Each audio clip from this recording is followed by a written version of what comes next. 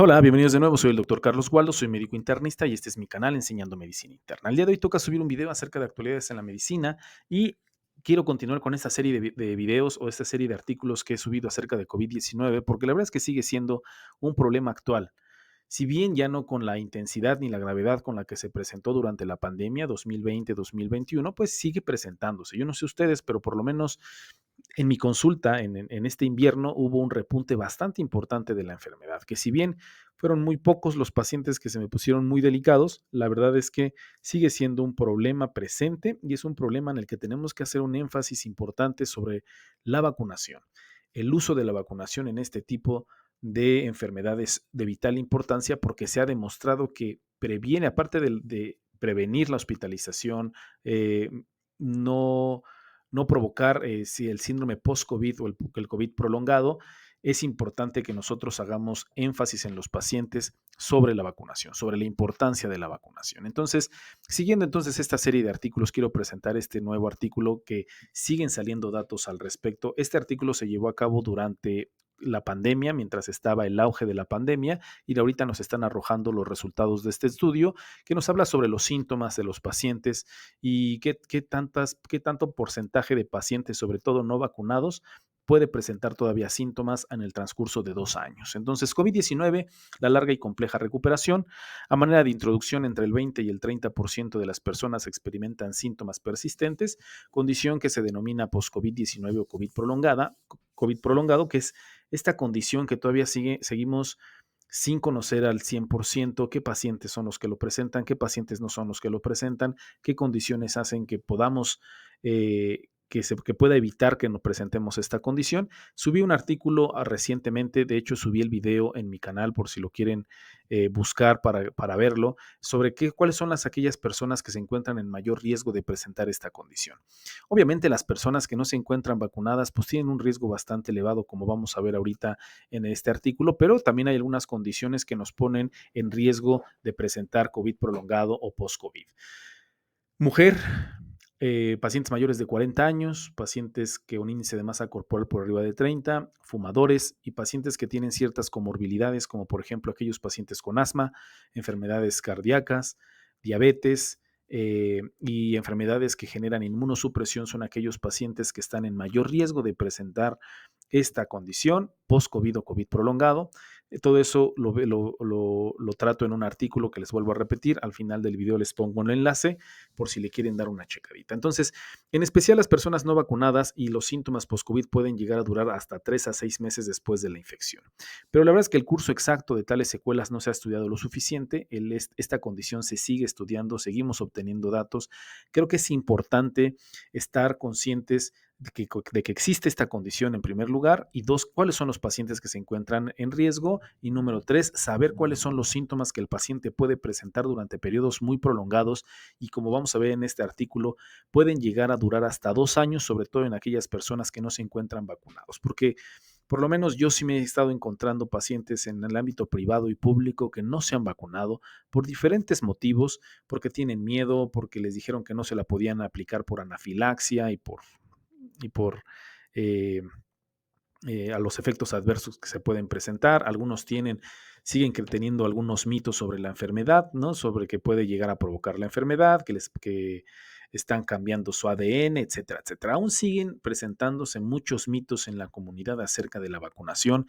Tenemos que hacer conciencia social sobre el uso de la vacunación y la importancia que es vacunar, sobre todo a aquellos pacientes que se encuentran con factores de riesgo para tener gravedad o para quedar con un síndrome post-COVID.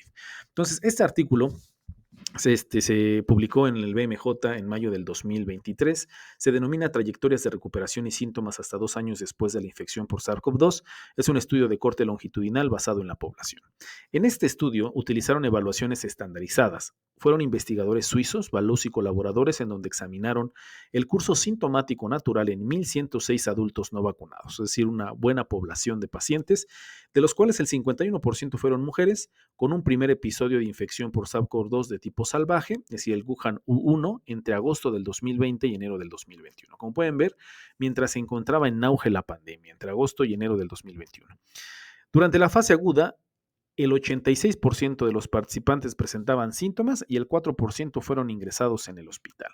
El objetivo primario fue la evaluación del estado de salud autoinformado, es decir, por medio de cuestionarios y evaluaciones y síntomas relacionados con COVID-19, y estas evaluaciones y autoinformaciones se realizaron en el mes 6, en el mes 12, en el mes 18 y en el mes 24 después de la infección aguda. Los resultados del estudio fueron los siguientes. La mayoría de los pacientes mostró una recuperación continua a partir de que empezaron con la infección. El 55% recuperó su estado de salud normal en un mes y otro 18% se recuperó completamente después de 3 meses. Afortunadamente, un gran porcentaje de pacientes se recuperan a los 3 meses. Sin embargo, a los 6 meses todavía el 22.9% informó que aún no se había recuperado, que aún presentaban síntomas. Los autores los dividieron de acuerdo a los cuestionarios y a las evaluaciones en deterioro de salud leve, moderado y grave. De estos 22.9% que no se habían recuperado, el 16% presentaban un estado de salud leve, deterioro leve, el 4% deterioro moderado y el 3% un deterioro grave. La proporción de personas no recuperadas cayó al 18.5% a los 2 meses, es decir, a los 6 meses el 22.9% no se había recuperado, a los 12 meses el 18.5% no se había recuperado y a los 24 meses continuaban sin recuperarse 17.2% de los pacientes. De aquellos con mejoría sintomática, eran aquellos pacientes que se recuperaron mucho más rápido, se presentó en aquellos pacientes que eran menores del 65 años, del 56% frente al 40% de aquellos que eran mayores de 65 años. ¿Cuáles fueron los síntomas que predominaron en estos pacientes que seguían sintomáticos? El principal problema que seguían comentando eran las alteraciones del gusto y del olfato, más del 10%. Malestar posesfuerzo, más 9%, concentración reducida, más 8%, problemas de memoria, más 6%, disnea, más 8% y fatiga, más 5%. Entonces, el principal síntoma que el paciente puede presentar hasta 2 años después de la enfermedad en aquellos pacientes que no se encuentran vacunados o que caen en este problema denominado síndrome post-COVID son alteraciones del gusto o del olfato. Aquellos que no se habían recuperado a los 6 meses tenían más problemas de salud preexistentes que la población general. Se encontró que pues, existen comorbilidades que ponen en mayor riesgo a los pacientes, como ya les había comentado en el artículo que había presentado en ocasiones pasadas: asma, diabetes, enfermedades cardiovasculares o enfermedades que generan inmunosupresión son aquellos pacientes que están en mayor riesgo. ¿Cuáles son las conclusiones de los autores? Hasta el 18% de las personas que no fueron vacunadas antes de la infección tuvieron una afección post-COVID-19 hasta 2 años después de la infección, con evidencia de un riesgo excesivo de síntomas en comparación con los controles. Se necesitan intervenciones efectivas para reducir la carga de la condición post-COVID-19 y el uso de múltiples medidas de resultados y las consideraciones de las tasas esperadas de recuperación y la heterogeneidad en las trayectorias de los síntomas son importantes en el diseño e interpretación de los ensayos clínicos. Entonces, a manera de opinión personal, este análisis poblacional del curso natural del COVID-19, sobre todo en aquellos pacientes porque todos los pacientes que se analizaron no estaban vacunados porque en ese momento no se contaba con la vacuna. Entonces, son los resultados que estamos obteniendo de la primera oleada de COVID. Entonces, hay una disminución en la prevalencia de los síntomas posteriores a COVID-19 dentro de los 6 meses posteriores a la fase aguda, pero que aún afecta casi al 60% entre el 12 y el 24 meses. Una carga enorme para los sistemas de salud, particularmente a lo que respecta a personas mayores y aquellos con problemas de salud preexistente. Por eso les comento que tenemos que hacer especial énfasis en aquellos pacientes que tienen comorbilidades, adultos mayores, mujeres, sobre la vacunación. Es de vital importancia que hagamos conciencia social al respecto. Pues bueno, eso sería todo. La verdad es que es un artículo bastante rápido.